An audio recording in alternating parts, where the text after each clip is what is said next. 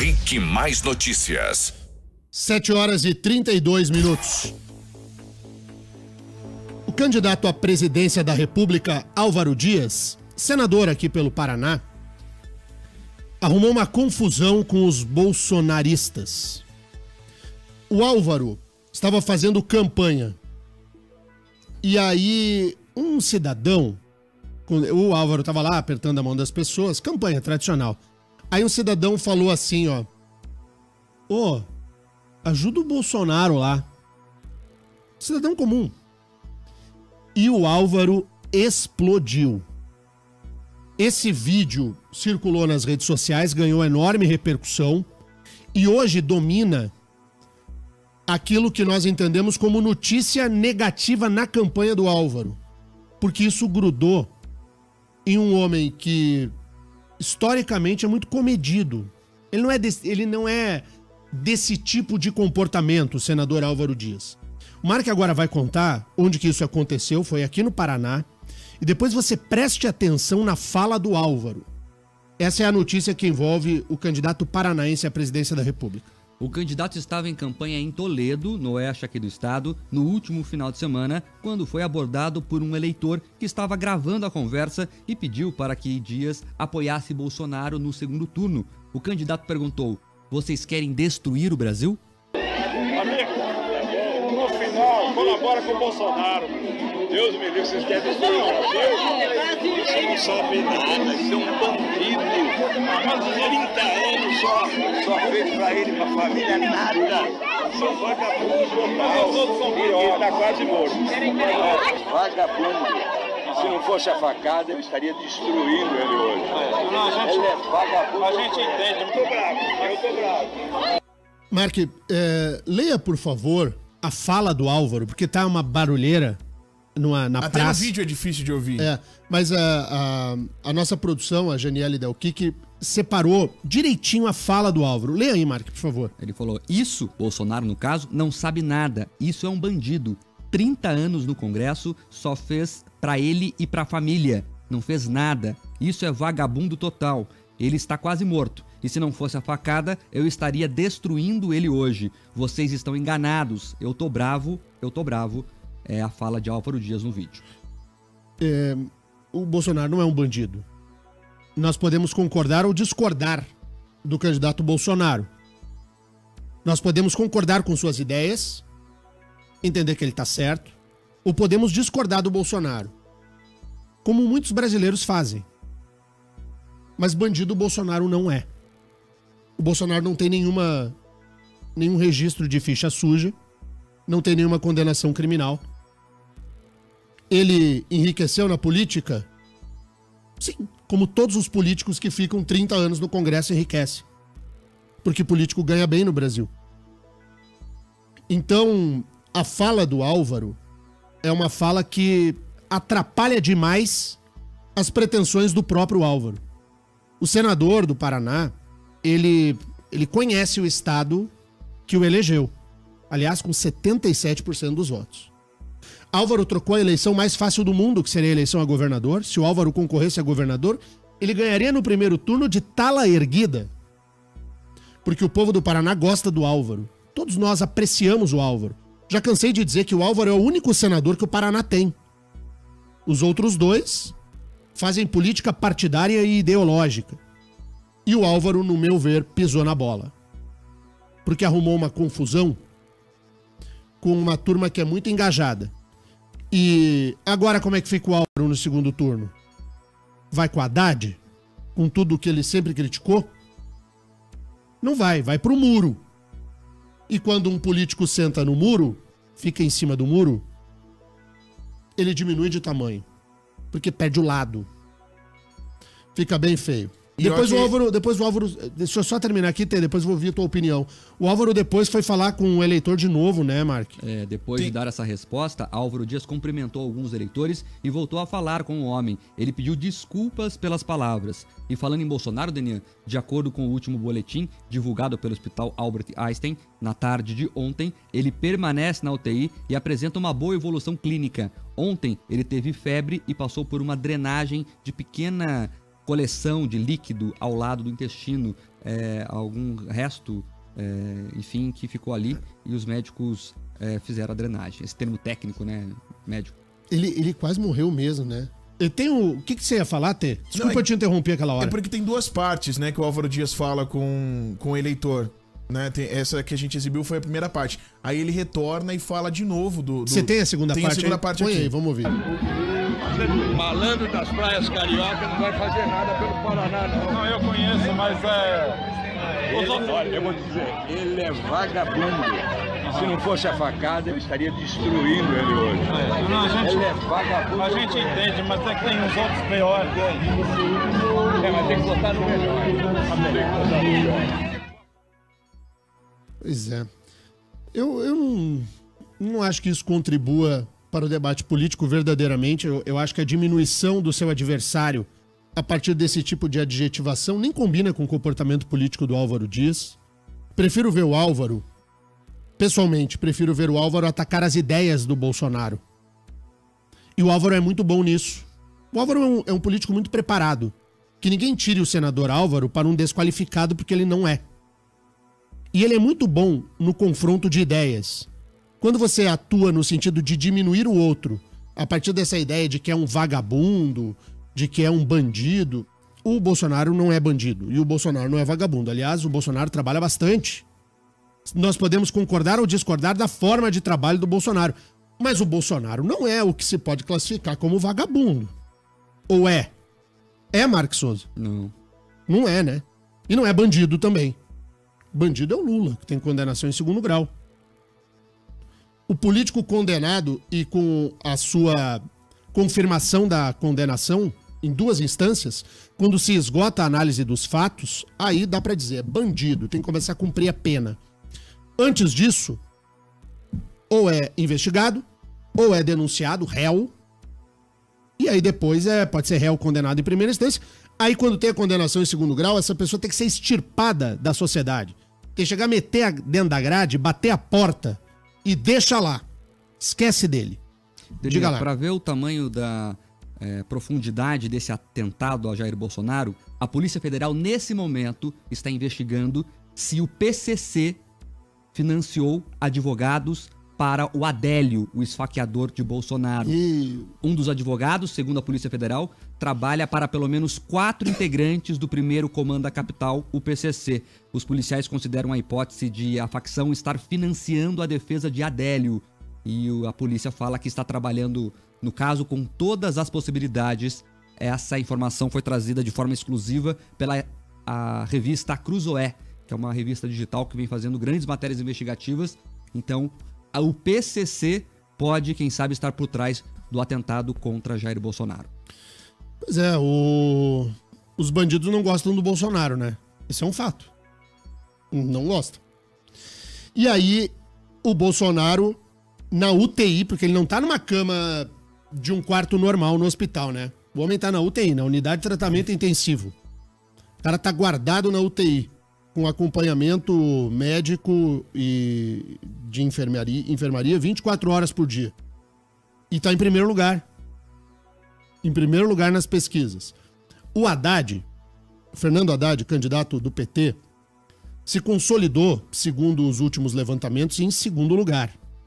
E se não houver uma mudança neste cenário que hoje se desenha para a eleição, nós teremos um 2º turno entre Bolsonaro e Haddad, entre anti-PT e PT, entre coxinhas e mortadelas. O país dividido vai às urnas dividido. A pesquisa do Datafolha, Mark, ela me chamou a atenção na pesquisa nacional, porque mostra o Bolsonaro e o Haddad empatados iguaizinhos em 41 pontos. No 2º turno. No 2º turno. 41-41. Ai, Jesus. Vai ser o teste... O que eu vou dizer pra você aí do outro lado do rádio? Vamos... Como diria a nossa colega Paula Girardi aqui, uma jornalista de primeiro mundo, só orando a Deus pra Deus nos iluminar, porque vou te contar sabe o que eu imagino? Eu imagino o Galvão Bueno narrando assim o final, sabe? Olha o que ele fez! Haja coração, amigo! Bolsonaro corta pela direita. Cara, é desesperador. Agora, só pra gente fechar esse capítulo antes de trocar de assunto, tem chamado a atenção de muita gente mesmo, o posicionamento de quem não se esperava em redes sociais, abrindo o voto antecipadamente a Jair Bolsonaro. É aquele eleitor que eu costumo dizer que é o eleitor mais envergonhado de não se expor, começou a abrir o voto ao Bolsonaro. Tem gente grande aqui no Paraná, inclusive, que resolveu abrir o Face para narrar apoio ao Bolsonaro, inclusive os motivos do seu apoio. E eu acho que isso é um ganho para a democracia. Eu acho que quando pessoas que têm relevância na sociedade se manifestam para expor as suas ideias, seja para o lado que for, de se expor e mostrar a sua bandeira, mostrar a sua ideologia, o seu candidato, eu acho que a contribuição é gigantesca. E não aquele tipo de debate em rede social do seu burro, seu idiota, seu isso, seu aquilo, quero que morra. Pena que a facada não pegou o coração. Sabe aquela conversinha infantilizada e baixo nível da política? Por outro lado, tem vários registros que a gente tem acompanhado aqui de gente grande, aqui do Paraná, inclusive, tomando posição neste momento em favor desse ou daquele. Mas o que me chama mais atenção, e é natural, é de gente que estava sempre em silêncio, resolveu abrir o voto antecipadamente para o Jair Bolsonaro. O que vai ter de voto útil aí nessa reta final, de gente saindo de candidaturas de centro-direita para o Bolsonaro, não é mole. As pesquisas têm demonstrado isso. 7h44, o momento e a prioridade é do ouvinte na Jovem Pan. O ouvinte Jefferson pergunta se você acredita nas pesquisas eleitorais, Deninha. Eu acredito na pesquisa eleitoral com ressalvas. Eu acho que a pesquisa é um bom retrato. Ponto. Não tem um retrato lá? Você vai lá e paf, tira uma foto. Vamos sair aqui fora, a gente tira uma foto do céu azul do bairro Pilarzinho, em Curitiba. É o retrato do momento. Amanhã não vai se repetir. Amanhã não vai estar esse céu aí. Diga lá, Mark. Não, Denis, eu só ia colocar um elemento nesse debate. A imprensa americana, que é muito mais estruturada que a brasileira, isso o jornalista Ayada vai ficar brabo comigo, mas a imprensa americana tem muito mais tradição democrática e de discussão de ideias do que a brasileira. A imprensa brasileira, 90% dela é esquerdista. Nossa, o Mark vai gerar revoluções a imprensa americana, não, mas a imprensa americana é mais democrática. Você sabe que tem aquele canal que é democrata, aquele canal que é republicano, e a pessoa escolhe o que ela quer. Aqui, vendem como se fosse uma coisa só, imparcialidade, o que não existe. Agora sim, lá as pesquisas erraram e erraram feio. O New York Times deu na capa que Hillary seria eleita, o que não aconteceu. Por causa do voto do eleitor envergonhado, silencioso, que no silêncio da urna, o silêncio da urna, ele é confortante. Ele dá um conforto na gente. Porque lá no silêncio da urna, você e a urna eletrônica, você faz o que você quiser e ninguém tem nada a ver com isso. Tem muita gente que tá dizendo assim, eu vou... Tem uns colegas na faculdade que dizem assim, eu vou votar no Bolsonaro, mas quando me perguntarem, eu vou dizer que eu vou votar no Amoedo. Porque é mais chique. É chique falar que vai votar no Amoedo. O Amoedo é o Bolsonaro light, né? Nutella. Com baixas... Como é que era que dizia o Ricardo? Muito ruim aquilo. Baixas... Mesmo sabor, baixos teores. Baixos teores. Horrível. Pois é. Que bobeira. O que mais que tem aí, Marcos? Marcos? E aí, Denê, começou muita gente perguntar aqui, e muita gente mesmo, sobre a confiabilidade das urnas eletrônicas, que é um debate que está posto à sociedade. Essa questão da confiabilidade das urnas eletrônicas só tem essa discussão no Brasil por culpa do Poder Judiciário. Tem uma lei já aprovada, a lei é vigente, ela é válida, ela tem eficácia, ela emana os seus efeitos jurídicos. Ela tem vigência, o que ela não tem é efetividade, ela não sai do papel. Porque o Poder Judiciário, com a desculpa de que não quer gastar dinheiro, não faz o voto impresso.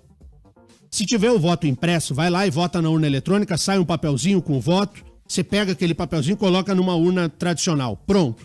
Você tem a possibilidade de recontagem e isso acaba com a suspeita sobre a urna eletrônica, porque um dia a gente iria recontar os votos. Iríamos poder checar se o voto da urna é igual ao voto do papel. Mas não. A despeito de um discursinho boboca de não vamos gastar dinheiro com isso, se levanta uma discussão de que a urna eletrônica não é confiável. Bem feito para o judiciário.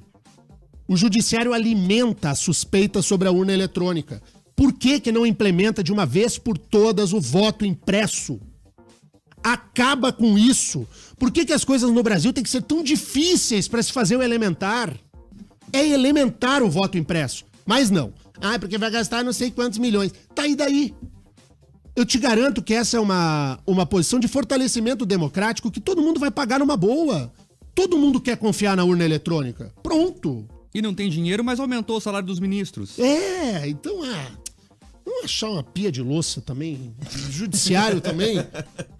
Já não tem bastante coisa pra julgar lá. Não tem, acha uma pia de louça lá, ministrada lá, e vai, pega umas panelas pra arear, como se dizia antigamente, Terribas. Pega o esfregão de aço. Vai te catar. Vai achar um pia de louça pra lavar. Saco. Daniel, o pessoal tá enchendo o saco aqui porque aqui no Aldo Pilarzinho tá sol, não tá sol? Olha lá. Tá sol? Carol, do Portal Rick Tá Mais bombando aqui o sol lá tá fora? Sol. Mas São José tá fechado o aeroporto porque a neblina tá comendo solto. E o pessoal tá mandando foto aqui. O Marcelo Casaia, enfim, outros ouvintes aqui de São José. Lá tá uma neblina que fechou tudo. Não dá nem pra andar direito da rodovia. Mas, como é que é o nome do nosso ouvinte, Marcelo? Marcelo Casaia. Ô, Marcelo, a cerração que baixa é o sol que racha. Sol que racha. Então daqui a pouco vem um sol em São José. Isso aí é muito tiozão, né? Falar essas coisas. Eu lembro da minha avó falava. Nossa, isso é muito tiozão. Mas isso é igual falar zap. Mas é muito verdade de que quando a cerração vai embora, o sol brilha. Então, o sol sempre brilha. Sabe que antes do Jornal começar, a gente tava conversando, eu e o Terribas aqui, sobre uma letra do Renato Russo, de uma música da Legião Urbana.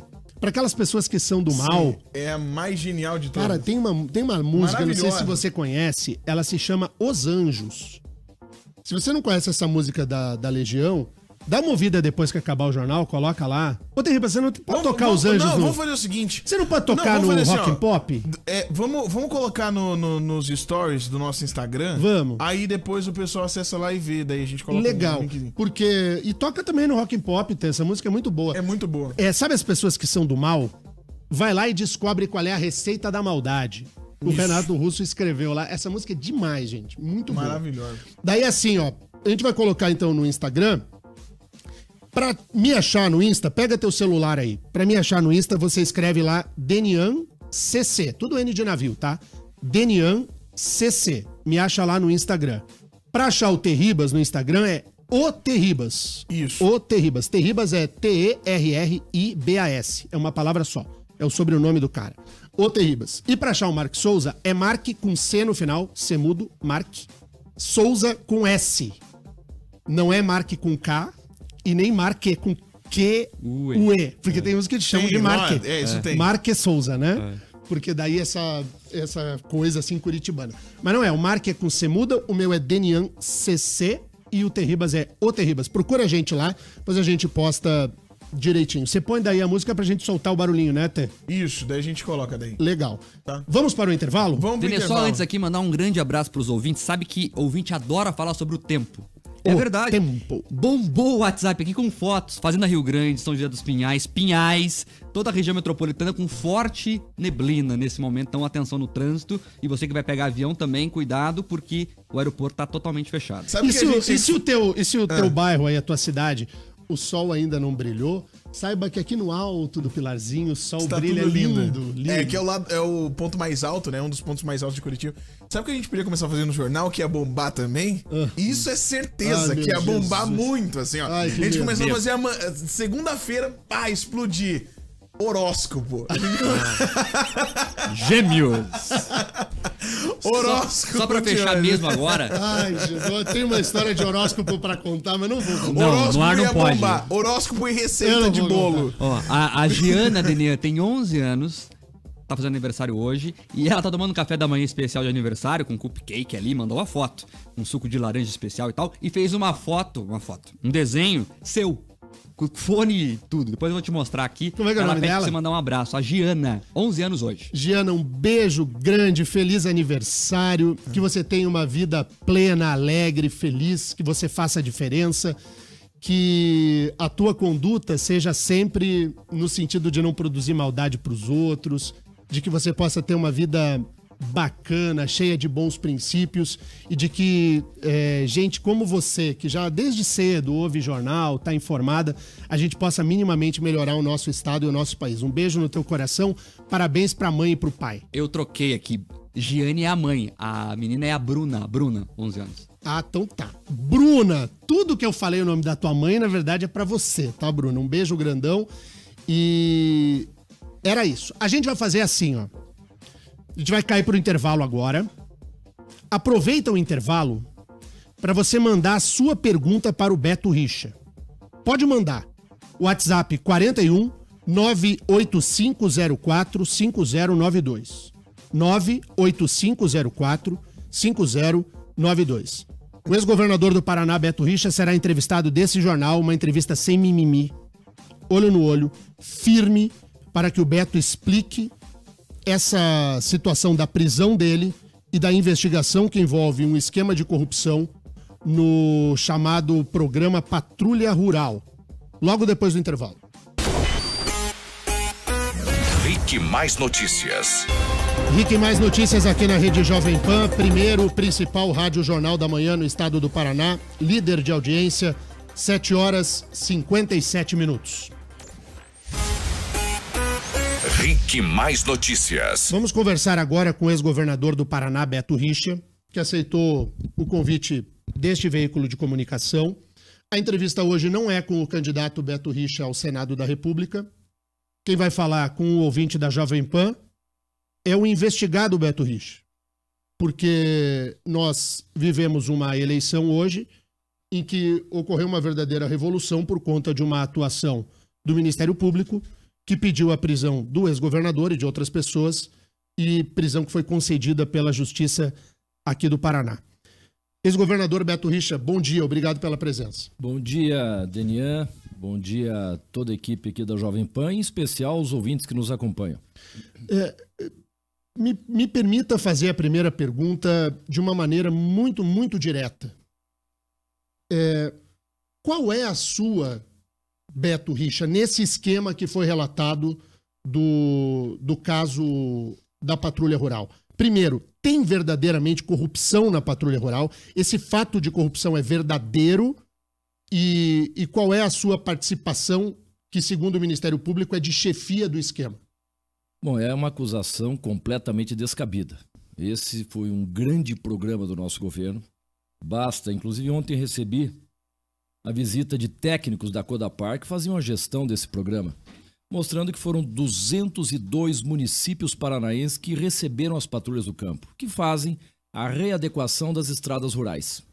E todo o trabalho, o resultado foi maravilhoso, reconhecido por todos, pelos prefeitos, pelos moradores dos distritos, dos municípios, pelos pequenos produtores rurais, e temos depoimentos, vou me trazer hoje, de professoras que diziam, antes da reforma, da revitalização da estrada, quando chovia, eu não conseguia ir para a escola dar aula.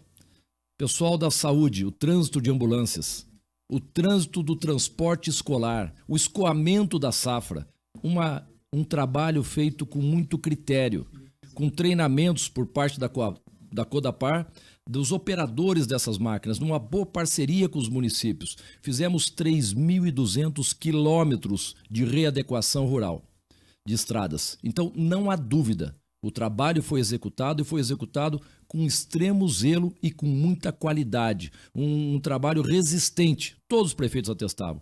É uma loucura a satisfação deles. Participei de vários eventos com as patrulhas do campo, com as inaugurações que houve. E de mais a mais, pediram a prisão do Joel. Todos conhecem o Joel Malucelli, até prova em contrário, uma pessoa ilibada. O Joel perdeu a licitação. Ele perdeu. Onde é que está o acerto? O outro lá da Ouro Verde também. Ele perdeu. Ele entrou por quê? Porque não podia a mesma empresa vencer 2 lotes se não tivesse acervo para isso, então, tecnicamente. Então, como foi desclassificado, ele entrou também. E vou dizer mais. Nós rompemos o contrato com 1 ano e meio. Por quê? Porque começou a deterioração da economia no Brasil inteiro. Eu tive que fazer o ajuste fiscal. Eu não ia tirar dinheiro de unidade de saúde, de hospital, áreas mais prioritárias e fazer estrada rural, que é a obrigação do município fazer. Só por essa razão. E sabe o que houve? Todas as empresas entraram na justiça contra o governo do estado pelo grande prejuízo que tiveram. Inclusive com pagamentos que vinham sendo sistematicamente atrasados. Eles tinham que pagar a manutenção das máquinas, leasing, aquisição, porque cada equipe, eram dezenas de equipes, cada equipe tinha 13 equipamentos, 12 ou 13. Patrolas, pás carregadeiras, retroescavadeiras, 2 baitas caminhões para carregar esses maquinários, enfim, a estrutura era enorme. Então, tiveram um prejuízo enorme. Então, eu não sei que ilação que querem fazer nesse momento. Porque qual é a narrativa do empresário Tony Garcia? De que ele, Tony Garcia, quando desse programa, foi ao senhor e disse, vamos montar o esquema. Não. Tem os empresários tais e tais e tais que vão explorar claro, e vão devolver parte desse recurso público, 8%, no caso, verdade, de corrupção. Esse caso, governador, não, essa narrativa é verdadeira ou não? É falsa. Sempre avisei, porque ele é muito envolvente. Vocês conhecem, muita gente na sociedade conhece. Ele é extremamente envolvente. Eu avisei todo mundo. Ele não fala em meu nome. Todos que me perguntavam, não fala em meu nome. Dezenas de pessoas, não fala em meu nome. Eu conheço. Agora, governador, responda. Essa questão, para mim, ela é primordial. O Paraná inteiro sabe que o Tony Garcia não vale nada. Todo mundo sabe desde sempre que o Tony Garcia não vale nada. O que o senhor recebia uma figura como essa no gabinete, no palácio? Como que uma pessoa dessa frequentava a sua casa e tomava vinho com o senhor? Como que o senhor andava no carro com o Tony Garcia? Eu andei uma vez, por insistência dele, entra aqui no carro, foi com um carro esportivo, luxuoso. Meus cunhados tinham carros esportivos importados quando pouquíssimos tinham, lá atrás. Eu nunca toquei a mão, eu não gosto de andar no carro dos outros, não tenho prazer nisso. Ele insistiu, quase que me jogou pra dentro. Tá bom, vamos dar uma volta. Ali estava premeditado. Ele insistiu, foi a única vez. Eu não tenho esse convívio todo com ele não, Daniel. No Palácio, acho que ele foi 2 vezes e ainda levar um dirigente partidário que poderia me apoiar numa eleição. Uma pessoa ligada a ele, o Daniel Tourinho, nunca pisou no Palácio. E na minha casa ele ia com muita insistência. Eu resistia, meu porteiro, fulano tá aqui embaixo, tá bom, manda subir. Eu não sei, deveria ser menos educado e barrar de cara. É o preço que a gente paga hoje. Todos me conhecem, sabem que eu tenho convívio com muitas pessoas, não faço diferenças de ideologia, de partido. Eu sou educado, as pessoas me conhecem. Sou muito acessível, então pago o preço por isso também. Agora serve de lição para afastar essas pessoas nitidamente que não merecem confiança. Mas eu estou absolutamente tranquilo. Ele nunca autorizei que falasse em meu nome. O que ele fez, deixou de fazer, é a responsabilidade exclusiva dele. Inclusive, talvez você me pergunte, mas vocês possam antecipar, a questão que falam aí do pagamento, tico-tico. Eu chamei a atenção ontem no Bom Dia Paraná do repórter Soler, e agora há pouco, numa entrevista em rede estadual para a Rede T Notícias, a mesma coisa. Tem uma confusão aí, estão deturpando o que está nos autos. Vendo lá uma conversa acho que de 6, 7 anos atrás, a questão do tico-tico é uma narrativa do empresário, que diz o seguinte: recebi uma pequena parcela, um tico-tico, dito por ele, dos pagamentos atrasados do meu serviço. Nós atrasamos muito. O prejuízo que eles levaram, pode escrever, é altíssimo. Eles entraram com ações contra o governo do estado. Então, em relação a isso, todos os fatos concretos levam a mostrar que, de fato, não teve nenhum desvio de conduta na prática das patrulhas do campo e podem, eu sugeri lá, vou sugerir para você também, Daniel, chama aqui para dar entrevista os técnicos da Codapar e pergunte a eles como é que foi o serviço, qual é o grau de satisfação. Eles têm um calhamaço assim de pesquisas e avaliações da época, com as pessoas, com os produtores rurais, com professores, tem depoimentos de emocionar a satisfação da realização das patrulhas do campo em 202 municípios. Governador, mas só para explicar o tico-tico, tá na sua voz. A gravação é a sua voz dizendo sobre o tico-tico. O que o senhor estava falando ali, então, naquele momento? Você já leu o que está escrito ali? Sim, já li o processo todo. Está dizendo que o senhor está se referindo ao tico-tico e a gravação está a sua voz. Por que o senhor estava falando a palavra? Que tico-tico que eu refiro? Ao dinheiro que o Estado pagaria o empresário. Ah, bom. O empresário falou num encontro, numa casa, uma recepção para o candidato à presidência da República, Eduardo Campos. Tinham várias pessoas. Recebi, se referindo a uma pequena quantia. Palavras dele, um tico-tico de pagamentos atrasados. Tá assim, vejam os autos. Tá bem assim.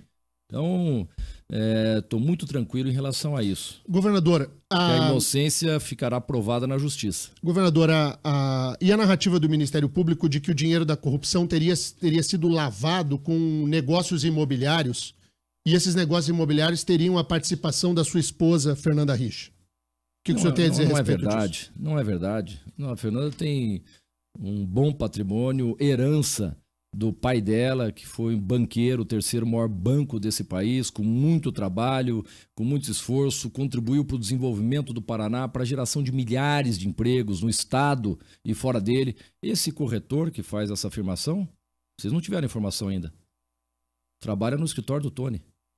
Coincidentemente veio de Lins, a mesma cidade dele. Então tem uma armação aí também que ficará muito fácil, claramente comprovado. Governador, tomando como base o que o senhor fala, por que o Tony Garcia tem esse ódio todo, então, do senhor? Não é só de mim, né? Não é só de mim, né, Daniel? É de todo mundo. Pois é, mas por quê? Mas por quê? Por quê? Qual o motivo? O que o senhor atribui o Tony Garcia se comportar dessa maneira, então? Mas não é comigo, ele está acusando todo mundo. Pois é, mas por que ele acusa todo mundo? Mas ele faz até post no Facebook contra o senhor, governador. Ele foi pro Facebook agora. Sim. Ele foi pro Facebook ele atacar. Adivinha por quê? Eu acabei de dizer. Porque eu não permiti que ele fizesse nada no governo. Isso é claro. Alguém tem dúvida disso? O ódio vem daí. E o caso do seu ex-chefe de gabinete, Deonilson Roldo, que é um homem que quem acompanha o noticiário político e conhece os bastidores da política sabe que o Deonilson sempre teve muito poder, sempre esteve muito próximo do senhor. O Deonilson está preso hoje na Polícia Federal de uma outra operação, depois vamos falar sobre isso, lá da Lava Jato. O que é narrado contra o Deonilson Roldo, governador? O que o senhor tem a dizer? Qual é o motivo da prisão do Deonilson? Está oculto no comitê. Como está oculto no comitê? Era só entrar no meu comitê, ele estava lá, oculto nada, ele cuidava da parte de comunicação, organizava lá as mídias sociais, estava lá junto com a equipe de jornalistas. Oculto como? Estava lá, era só entrar no meu comitê que você via ele. Eu não entendi por que isso. Até agora eu não entendi a razão da prisão do Deonilson. Ele estava lá no comitê o tempo todo trabalhando, indo na produtora, organizando os programas de televisão, as linhas que nós iríamos adotar de programas, né, na área de saúde, educação, enfim. Aí, de repente, levaram o Deonilson. Até agora eu não estou entendendo a razão. Oculto na campanha. Esse é o pedido de prisão dele. Pepe Richa, o seu irmão, José Richa Filho. Porque o programa acontecia lá no DR. Só isso. E tudo isso será provado conforme a justificativa que eu dei a vocês agora há pouco. O que fizeram comigo é uma violência, Daniel. Uma arbitrariedade, uma ilegalidade inominável. Inominável. Está investigando? Ótimo. Eu sempre apoiei todo tipo de investigação. Ora, sem excesso, sem desonras, sem destruir a vida de uma pessoa ou de uma família inteira. O que aconteceu comigo pode acontecer com você. Pode acontecer com os que estão nos ouvindo nesse momento. Eu não estou pedindo privilégio algum por ser ex-governador, por ser candidato ao Senado. Eu só quero a garantia legal a que todos os brasileiros têm direito. Você sabe que nem inquérito instaurado existe? Você sabe que eu não fui chamado para depor? Eu não tive direito à defesa? Eu fui detido sumariamente. Não sei se vocês já leram os despachos do STF, uma prisão arbitrária, colocando textualmente assim, indicativos de que tal prisão tenha fundo político. Comparando a época dos períodos mais tristes do regime de exceção, dos tanques e das baionetas. Mas que motivação teria o Ministério Público GAECO? Eu sou perseguido faz tempo, é só ver o comportamento deles. É só ver o comportamento deles. Como se outros governos não tivessem denúncias, só que não são investigadas. Eu cobrei do Ministério Público. Eu vou falar aqui, não sei nem se devia. Caso publicano. 1 ano e meio investigando, coagindo pessoas, coagindo testemunhas, coagindo pessoas presas, entrega o Gov. Tem gravações que dizem isso. Não sou eu, tem gravações. 1 ano e meio. E vazavam tudo para a Rede Globo. Tudo. Sistematicamente. 1 ano e meio. Até que basta, né? Foi trancado no Superior Tribunal de Justiça. Não tem nada contra mim. Agora, num dos depoimentos, ele acusa o ex-governador. O ex acusa. 40 milhões de desvio num ano. Pergunta se estão investigando. Pergunta se mandaram para o Supremo, que é obrigação deles. A minha advogada requereu. Nada. Bom, Daniel, eu já tô falando demais. Não, mas eu acho no regimento da cavalaria. Essa entrevista, ela serve sobretudo para isso. A pergunta é dura e a resposta é a resposta que tem que ser ouvida. Eu, no dia da sua prisão, governador, o senhor estava preso, nesse microfone eu disse assim, o Beto Richa deve explicações, não a mim ou à Jovem Pan, deve explicações à sociedade do Paraná, que lhe elegeu 2 vezes prefeito e 2 vezes governador. Nunca me neguei a dar explicações, ao contrário. Sempre expliquei, eu fui ao Ministério Público, me ofereci para falar de uma outra operação. Eu me ofereci a Quadro Negro, que foi meu governo que abriu investigação, foi meu governo, a polícia do meu governo que prendeu, todos foram demitidos, ações de improbidade. Nós mandamos as investigações para o Ministério Público. Nós mandamos, já estão com 120 depoimentos. Então é assustador o que fazem. Eu estava no regimento. Você sabia que a maioria dos cavalos dentro do regimento eram do governador, propriedade pessoal? Você sabia disso? Do ex-governador Requião? Eu ouvi dos policiais lá, 88 cavalos. E a denúncia? Mais de 8 milhões de reais para mantê-los por 8 anos. Isso não é desvio? Imagina, o hobby dele é andar a cavalo, o meu automobilismo. Imagina eu pegar do governo 8 milhões para fazer 8 temporadas de Stock Car. Eu estaria preso. Ex-governador... E os dólares no armário? E a questão do Porto de Paranaguá? Nada. Então, é seletivo, sim. Ex-governador Beto Richa conversando conosco aqui na Jovem Pan. E a denúncia do Ministério Público Federal? Esquema de corrupção na PR-323, Lava Jato. Ligação com a Odebrecht, no seu governo. Qual seria a corrupção, Daniel? Qual é, Mark, direitinho? O que fala lá nos autos da... Segundo o Ministério Público Federal, teria sido feito um acerto para a Odebrecht ser beneficiada na licitação. Em troca, teria recebido 3,5 milhões em propina para a campanha de 2016. Bom, propina não é, porque não tem um centavo de dinheiro público. Não tem um centavo, isso ninguém fala. Não tem um centavo de dinheiro público. O senhor recebeu dinheiro da Odebrecht para a campanha? Não recebi. Os próprios delatores dizem que não houve contrapartida. Eles dizem que deve ter havido, está lá nas planilhas. E quem garante que essas planilhas são verdadeiras? Tem casos do Odebrecht no Brasil inteiro. Aditivos em obras, obras concedidas, tudo caminhando por arquivamento. O meu não. Equivocadamente veio aqui para a 13ª, mas já segunda vez por unanimidade, o STJ, unanimidade dos ministros, reconhece que é eleitoral. A investigação é no eleitoral e lá será devidamente esclarecido. Não tem um centavo de dinheiro público. E outra, é rodovia estadual, não é jurisdição federal. Esse caso, segundo reconhece o STJ. Mas não tem um centavo de dinheiro público. Mark, os ouvintes têm que perguntas ao governador Beto Richa? Tem várias perguntas, uma delas é do Magnus. Ele pergunta o seguinte: governador, um dos empresários envolvidos no esquema, Carlos Frade, devolveu R$1 milhão que ele disse ter pago como propina. Ele restituiu aos cofres judiciais R$1 milhão. Como é que é o nome? Eu não conheço esse Carlos nome. Frade. Celso Frade. Desculpa, o Celso Frade, dono da Ouro Verde. Ele devolveu quase R$1 milhão que ele alega ter pago como propina. O que seria esse dinheiro, então? Mas ele pagou para quem? Ele devolveu à justiça, depositou numa conta judicial. Mas devolveu... Ele teria pago ao seu irmão. Não, no depoimento, pelo menos, eu vi que ele pagou para o delator. Não, segundo os autos do Ministério Público do Paraná, ele teria repassado ao Beto Richa. Não tenho conhecimento disso. Não é verdadeiro. Não é verdadeiro. Não houve, nunca houve, por parte do meu governo, qualquer entendimento nesse sentido. Eu posso dizer, atestado, com reconhecimento das pessoas, o grande programa que foi o Patrulha do Campo, que não havia no estado do Paraná. Foram 3.200 quilômetros de readequação de estradas rurais. O que mais, Mark?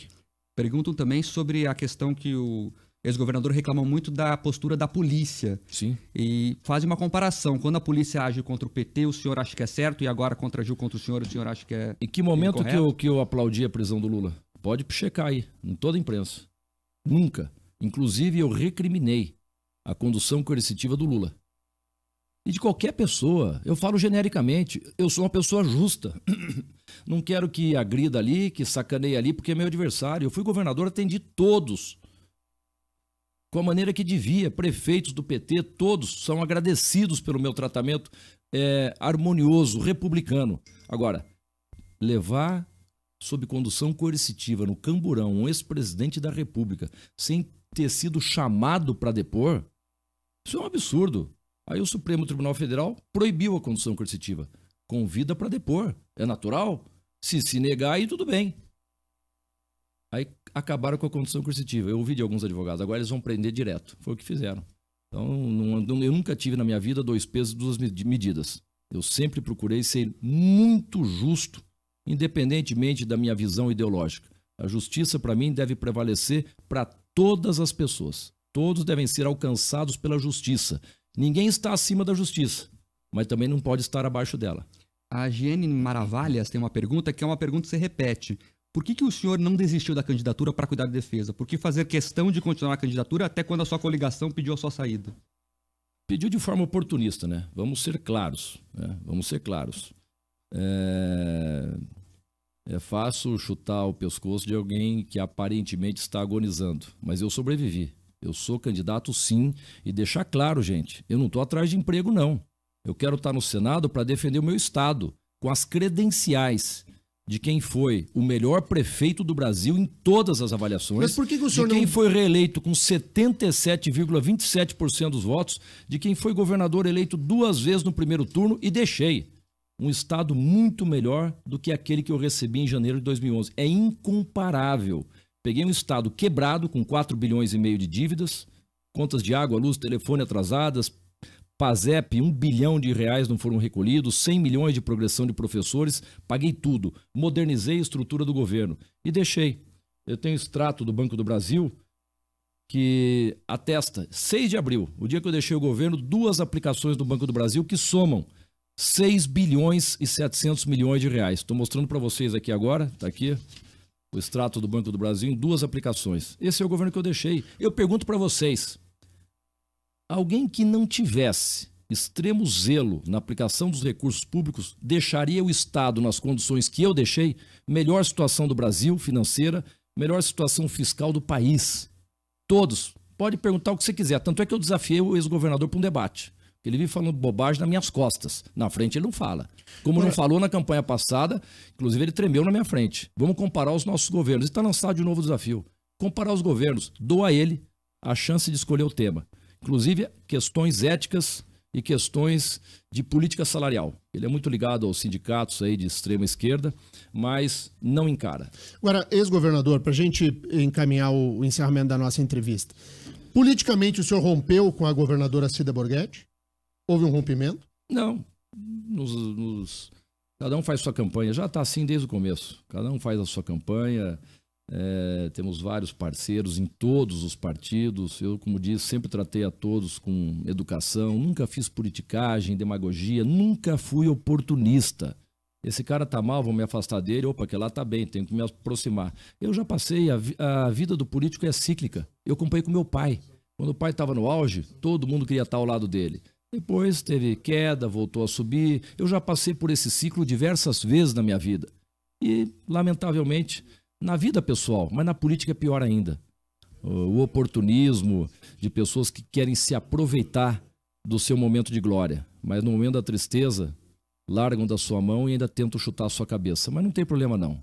Eu tenho o coração pacificado, sou uma pessoa do bem, não trabalho, não tenho rancor no meu coração. Eu sigo a minha vida, a minha trajetória, volto a insistir, eu não estou atrás de emprego não. Eu quero ser senador para ajudar o meu estado, porque tem 3 senadores que não trazem nada para o Paraná, em especial 2. Ao contrário, perseguem o estado do Paraná. Eu quero ser um senador exemplar. Já dizia antes, Denian, quero ser um senador exemplar, com essas credenciais do meu passado que avalizam essa candidatura. Eu quero estar lá, não com bandeiras político-partidárias como fazem hoje. Eu quero estar com a bandeira do estado do Paraná. Que obras federais importantes nós temos no estado? Tudo parado. Eu quero agradecer a presença do ex-governador Beto Richa.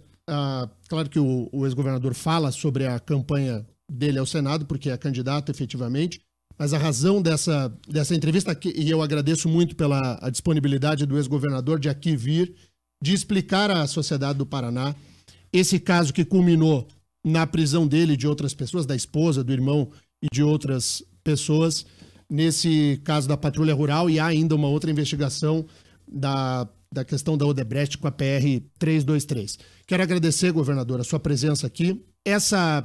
Eu sempre insisto no microfone da Jovem Pan e vou dizer de novo. Nós somos donos do nosso voto. Se você aí do outro lado do rádio acredita ou não acredita no Beto Richa, como você vai votar ou não vai votar, não é a preocupação nossa. A nossa preocupação é levar informação. Não seria adequada uma cobertura jornalística sem que pudesse falar aqui um ex-governador do Paraná por 2 vezes, ex-prefeito de Curitiba, foi deputado, agora é candidato, não tivesse à disposição um microfone para passar sua versão. As perguntas que tinham que ser feitas ao ex-governador foram feitas. A escolha do cidadão, se ele acredita, se não acredita, se vai dar confiança, não vai dar confiança, é da individualidade de cada um. Autonomamente o cidadão escolhe. Então, quero agradecer a presença do ex-governador aqui. Muito obrigado, governador. Obrigado, Daniel. Só não dá para votar com a emoção contaminada pelas notícias de alguns veículos de comunicação. Votem com a razão. Veja quem são os candidatos, qual é o passado, o que cada um fez para melhorar a sua vida e da nossa sociedade. Porque o mandato do senador são 8 anos. Depois não adianta reclamar. Intervalo, Terribas. Voltamos na sequência. Acabou. Terminou o jornal? Acabou o jornal. Já? Já, meu. Triste, né? Terminou? E sexta-feira é tão legal. Então tá bom. Se terminou, terminou. Um beijo grande a todos. Nós nos falamos na segunda-feira. Vamos embora. Ah, mas antes, Daniel, falar o seguinte.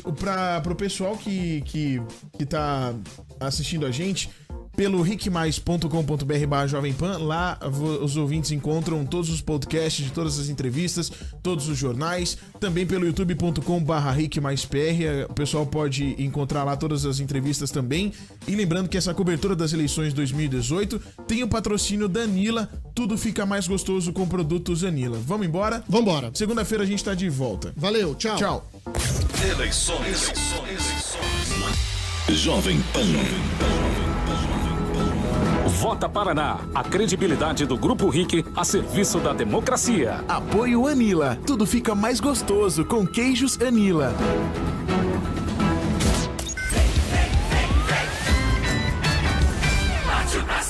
Sou Carlos Massa Ratinho Júnior e peço seu voto para os candidatos da nossa